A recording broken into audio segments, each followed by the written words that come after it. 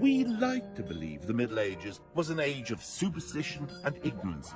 We even cling to total falsehoods to support that belief. Take geography. In the Middle Ages, they thought the Earth was flat.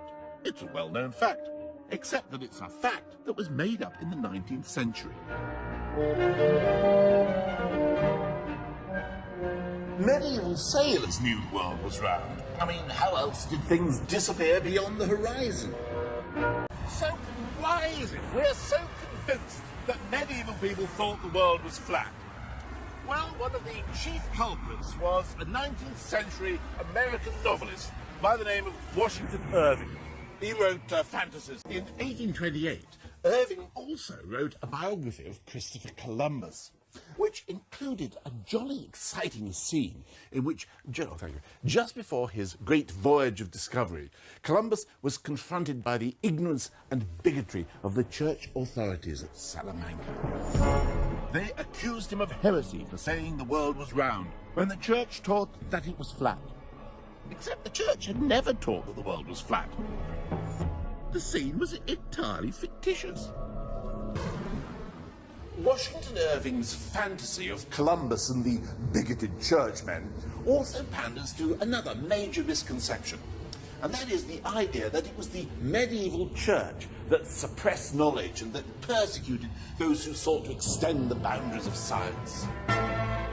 In fact, throughout the Middle Ages, scientific experimentation was carried out by churchmen and with the blessing of the church. Roger Bacon was a friar, often writing for the Pope. He wrote, "Experiment is the only safe guide in such investigations." Mind you, safe is a relative word. In the 11th century, a monk at Malmesbury Abbey by the name of Elmer one day fitted himself out with a pair of wings and jumped from the high tower. His flying machine carried him a full 200 yards before he crash-landed, breaking both legs. When Elmer lay in bed recovering, he told the abbot he knew what had gone wrong. His flying machine needed a tail.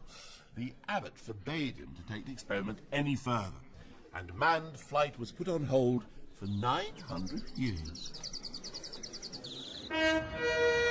Men of the church were forever exploring new boundaries of knowledge in every conceivable sphere of human activity. Even these fabulous buildings are the result of experimentation. Experimentation on a monumental scale.